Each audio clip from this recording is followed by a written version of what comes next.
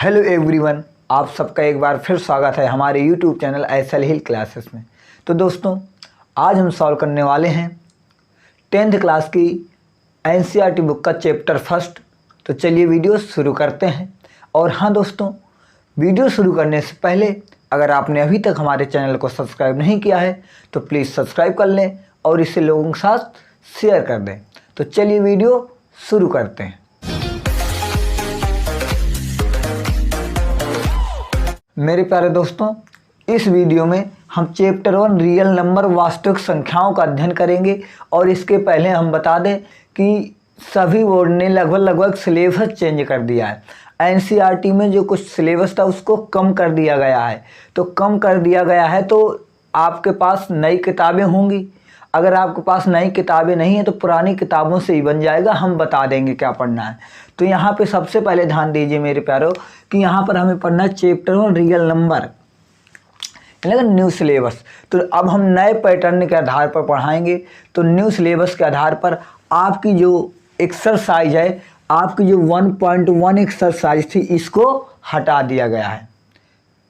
बात समझ में आ रही ना। और आपको 1.4 एक्सरसाइज को भी हटा दिया गया है और आपकी 1.5 एक्सरसाइज को भी हटा दिया गया है। तो यहाँ पर मेरे प्यारों आपको 2 एक्सरसाइजों का अध्ययन करना है।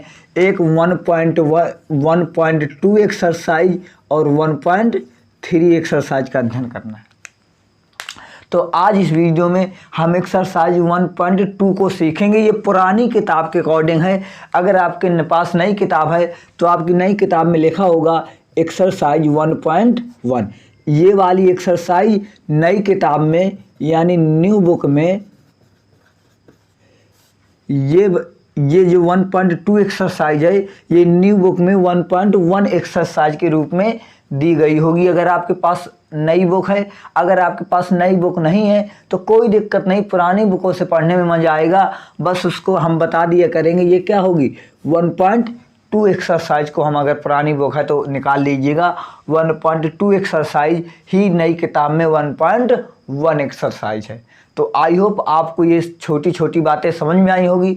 तो आइए सीखते हैं सबसे पहले एक्सरसाइज के बारे में। एक्सरसाइज 1.2 में हमको पढ़ना क्या है। तो एक्सरसाइज 1.2 में हमें पढ़ना है सबसे पहला अंक गणित की आधारभूत प्रमेय। हमको इसमें सबसे पहले जान लेना चाहिए कि अंकगणित की आधारभूत प्रमेय क्या है। तो मेरे प्यारों, अंकगणित की आधारभूत प्रमेय का मतलब है कि प्रत्येक भाज्य संख्या को अभाज्य गुणनखंड के रूप में लिखना।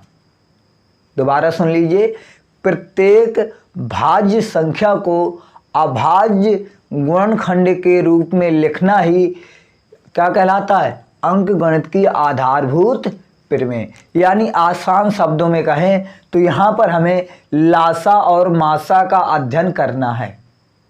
इस एक्सरसाइज में एक्सरसाइज 1.2 पुरानी किताब के अकॉर्डिंग, नई किताब के अकॉर्डिंग एक्सरसाइज 1.1 में हमें लासा और मासा का अध्ययन करना है, यानी अंकगणित की आधारभूत प्रमेय का अध्ययन करना है।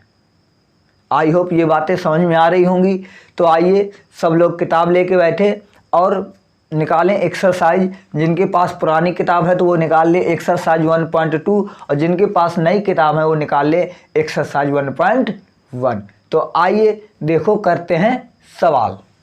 और दोस्तों, एक्सरसाइज 1.2 यानी एक्सरसाइज 1.1 को सीखने के पहले हमें लासा को जान लेना चाहिए और मासा को। तो लासा क्या होता है, संख्याओं से संबंध प्रत्येक अभाज्य गुणनखंड की सबसे बड़ी घात का गुणनफल।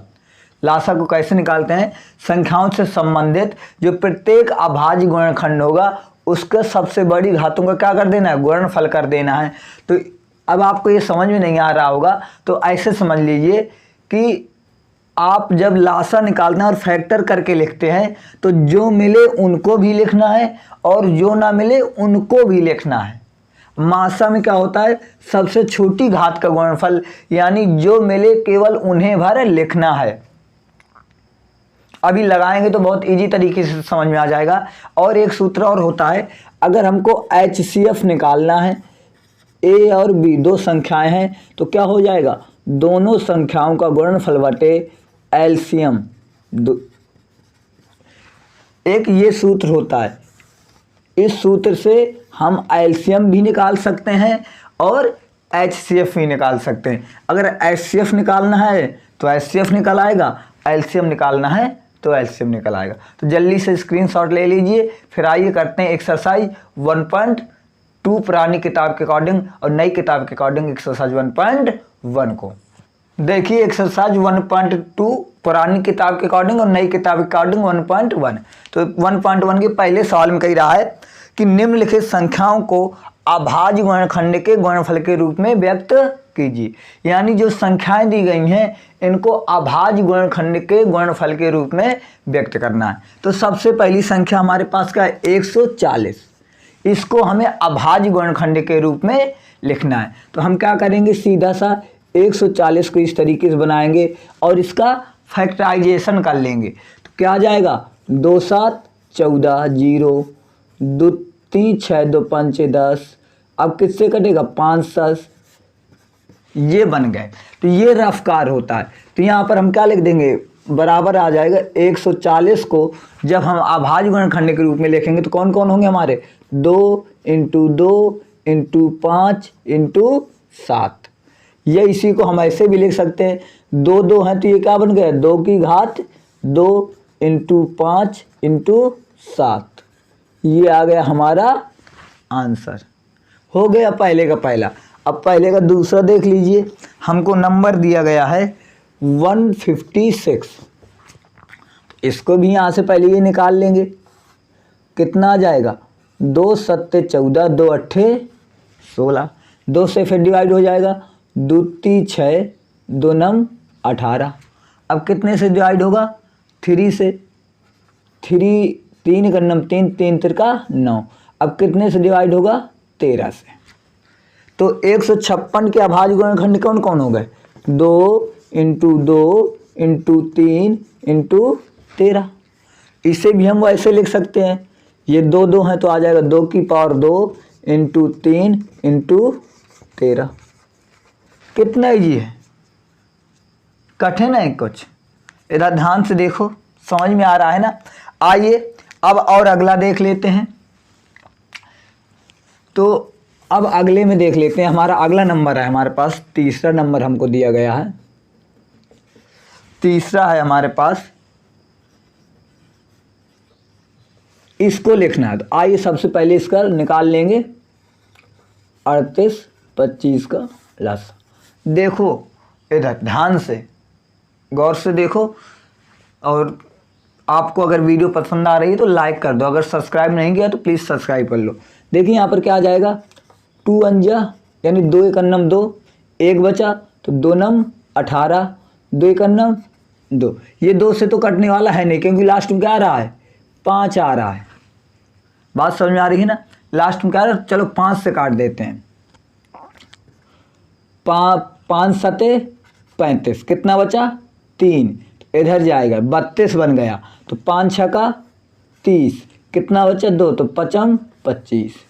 फिर ये 5 से कटेगा तो 5 1 9 5, 2 बचा, 5 25, 1 बचा तो 5 3 15। बात समझ में आ रही है ना। अब ये किससे कटेगा, अब ये 3 से कट जाएगा,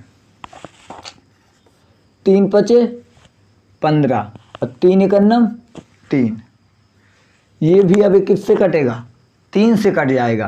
कितना आ जाएगा, 3 1 9 3, यहाँ पे कितना बचा, 2, तो 3 7 21, और ये किससे कटेगा, 17 से।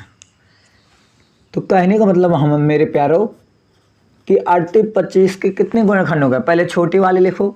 तो 3 × 3, फिर कितना है, 5 × 5, फिर कितना है, 17। या इसी को हम ऐसे लिख सकते हैं कि 3 की पावर 2 × 5 की पावर 2 × 17। ये हो गया आंसर। आई होप आपको समझ में आ रहा होगा।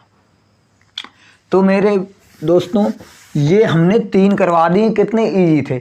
इसी तरीके इसका चौथा नंबर है हमारे पास 505 और 5वां नंबर है इसका 7429।